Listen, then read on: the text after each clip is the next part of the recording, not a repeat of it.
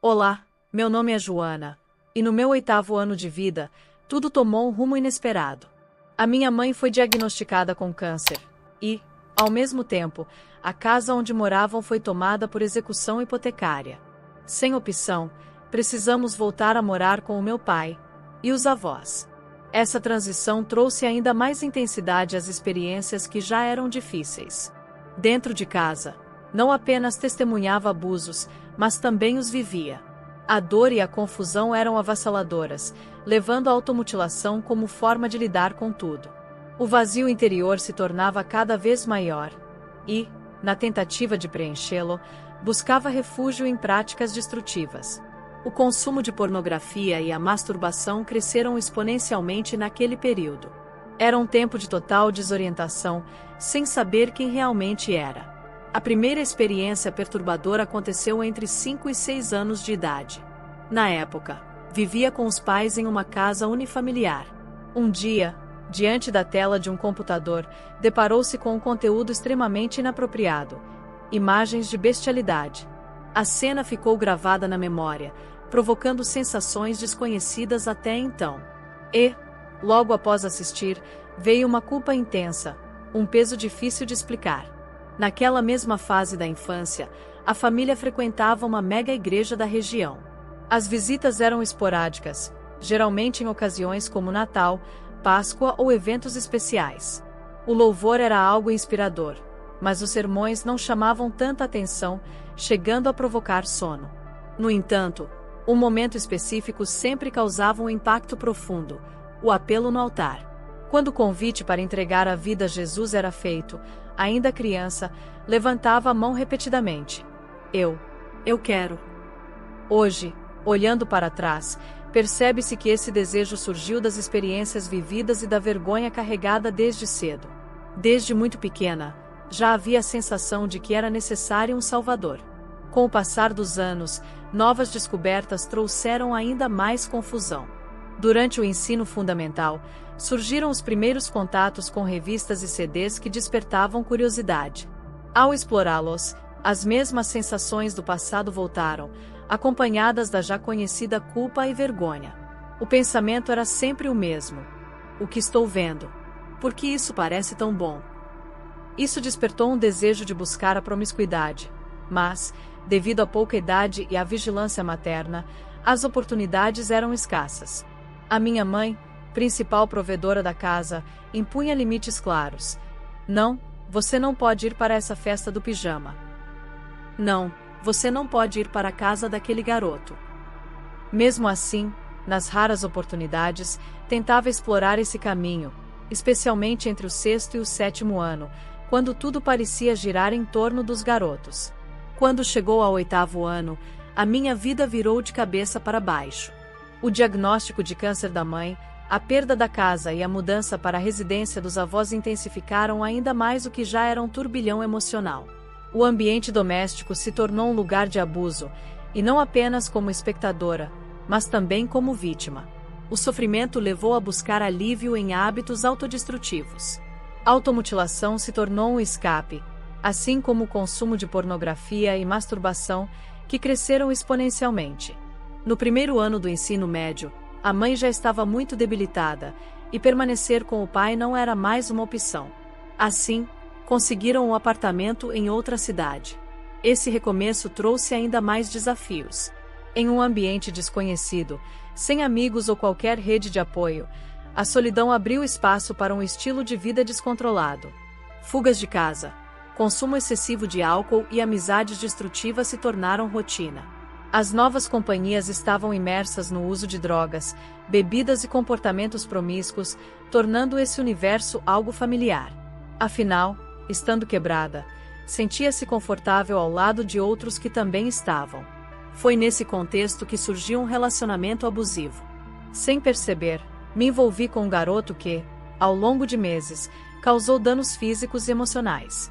Hematomas no pescoço, braços e coxas passaram a ser comuns, mas, imersa na dor, não se dava conta do que realmente acontecia.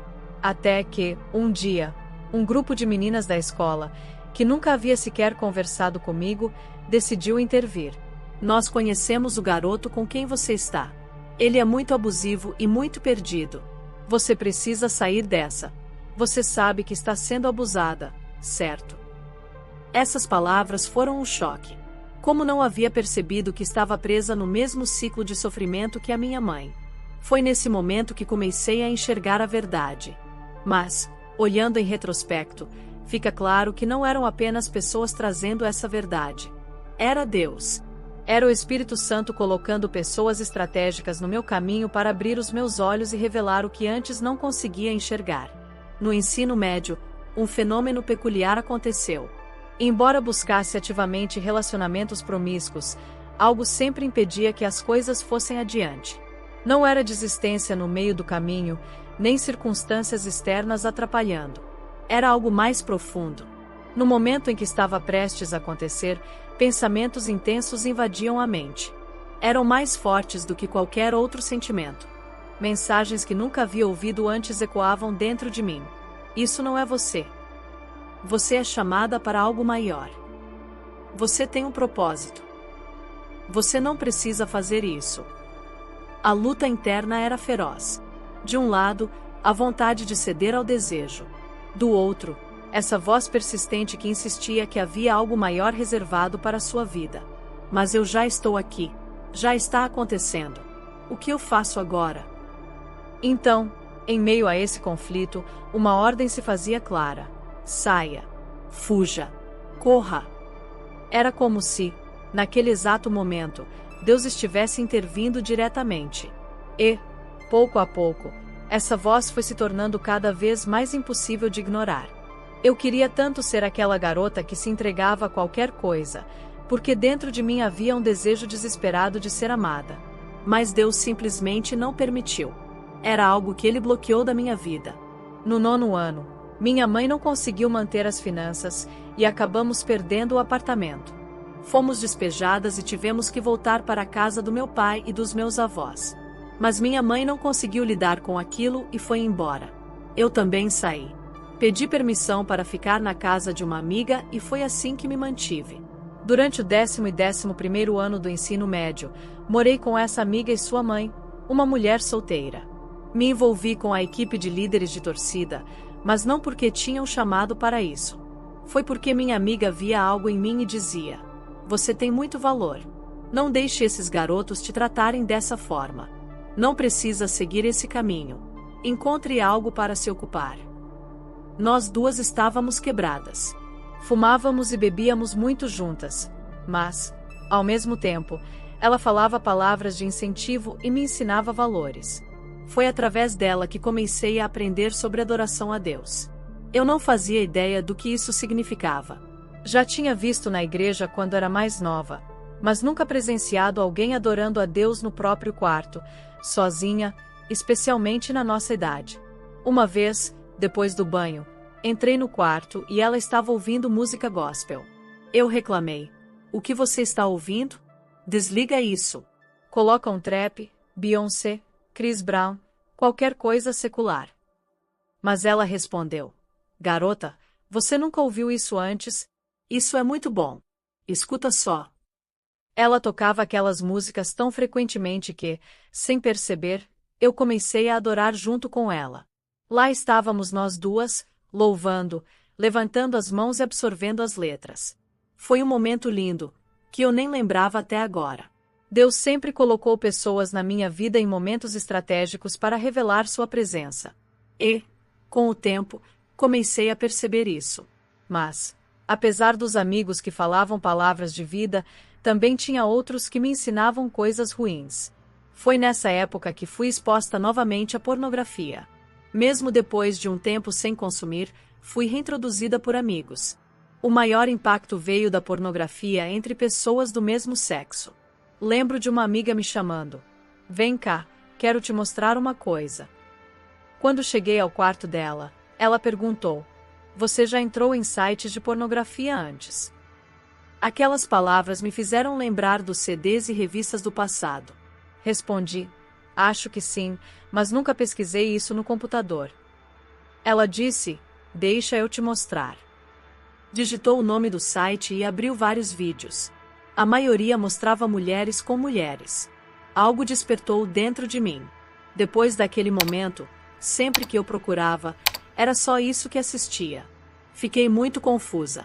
O que está acontecendo comigo? Sou gay? Sou lésbica? Porque o resto me parece nojento, estranho, sem sentido. Por ter tido tantas experiências ruins com garotos e por sempre dizer não com tanta força, comecei a pensar. Talvez seja porque eu não me sinto atraída por eles. Pesquisei no Google. Se eu só assisto pornografia entre mulheres, sou lésbica. Não lembro exatamente das respostas que encontrei, mas lembro da confusão, da sensação de estar perdida. Eu não fazia ideia de quem eu era. Estava apenas tentando preencher um vazio da forma errada. Ao mesmo tempo que era exposta à pornografia, também estava sendo apresentada a música gospel. Eu tinha acabado de sair de um relacionamento abusivo. Queria ser aquela mulher sedutora, como as que eu via na tela, mas não conseguia. Pensava, eu sou mulher, não era para eu ser assim, não é isso que esperam de mim. No último ano do ensino médio, saí da casa da minha amiga e fui morar com o ex-namorado e a mãe dele. Foi nessa casa que Deus me mostrou o que era uma verdadeira presença materna. A mãe dele me ensinou muitas coisas e me amou incondicionalmente. Ela me sustentava financeiramente, mesmo sem precisar trabalhar muito, estava sempre presente. Hoje vejo que, mesmo no meio do caos, Deus não deixou de me guiar. Eu nunca tinha visto algo assim na minha vida. Aprendi muito apenas observando e conversando com ela naquele tempo, especialmente no meu último ano, quando minhas notas despencaram. Eu quase não aparecia na escola, passava o tempo todo na casa do meu ex-namorado. Ela via isso, mas nunca me julgava ou condenava. Ao contrário, me perguntava: o que você acha que precisa agora? Como posso te ajudar? E era exatamente disso que eu precisava naquele momento. Quando finalmente saí daquele relacionamento, onde a bebida, o fumo e as noites fora de casa eram rotina. Ela já sabia de tudo. No entanto, quando me viu afundada em depressão, incapaz de sair de casa, ela tomou uma decisão firme. Disse: é hora de você ir. No início, fiquei confusa. Mas você está com seu filho e está me mandando embora. Mas logo percebi que era por amor. Ela completou: é hora de você voltar para sua mãe, de se afastar dessas pessoas e desse estilo de vida. Eu vejo algo diferente em você. E foi o que fiz. Consegui um emprego no Burger King, voltei a morar com minha mãe e, naquele mesmo ano de 2014, me formei. Foi então que conheci meu marido. Até aquele momento, nunca fiquei sem um relacionamento. Sempre tinha um namorado ou estava envolvida com alguém, tentando preencher um vazio que eu nem entendia. Mas quando conheci meu marido, algo foi diferente. Não houve atração imediata, não senti que aquilo iria a algum lugar.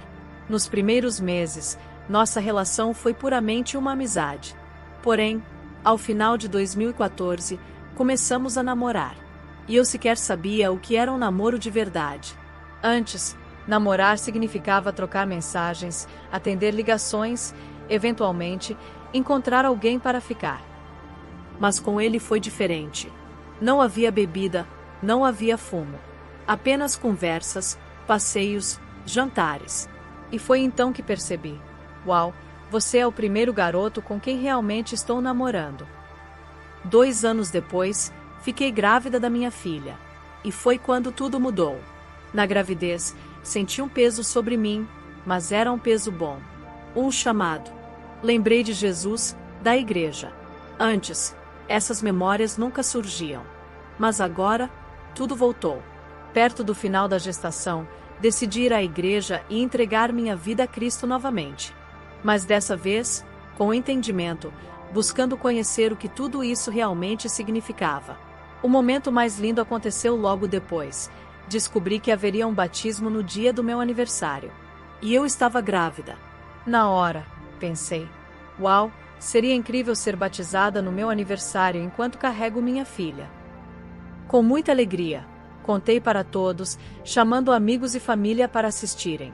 Foi um dia inesquecível. Eu acreditava, como muitos cristãos, que depois do batismo viria uma transformação completa. Que minha vida mudaria drasticamente. Mas não foi bem assim. O primeiro ano após o batismo foi um processo que eu não esperava. Sim, parei de beber, de fumar, de ver pornografia, de me masturbar. Essas tentações simplesmente desapareceram. Mas, por outro lado, algo estranho aconteceu. Eu caí em depressão.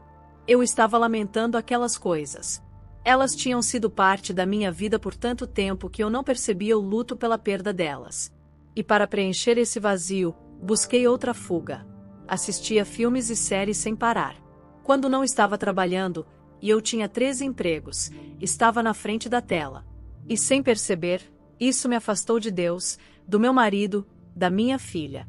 Foi então que Deus começou a trabalhar em mim. Em meio a essa fase, surgiu uma oportunidade de carreira. E esse foi meu maior desafio. Eu nunca fui para a faculdade porque engravidei cedo. Sempre me senti sem valor, sem um caminho claro para seguir. Mas Deus abriu uma porta inesperada. Me apaixonei por essa carreira. Mas, ao mesmo tempo, ela se tornou minha nova obsessão. Eu troquei as séries pelo trabalho. E me tornei uma workaholic.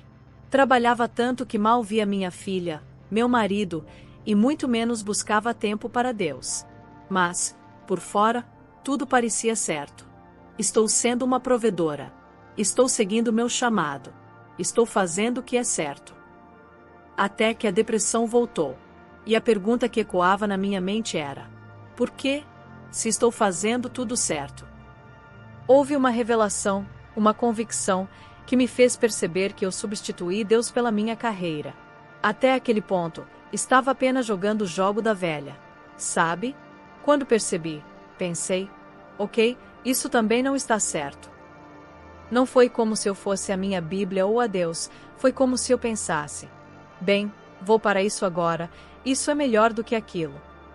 Quando comecei a me arrepender e me afastar disso, tentando parar de ficar tão fixada na minha carreira e no trabalho, caí em depressão novamente e comecei a substituir isso pelo cristianismo.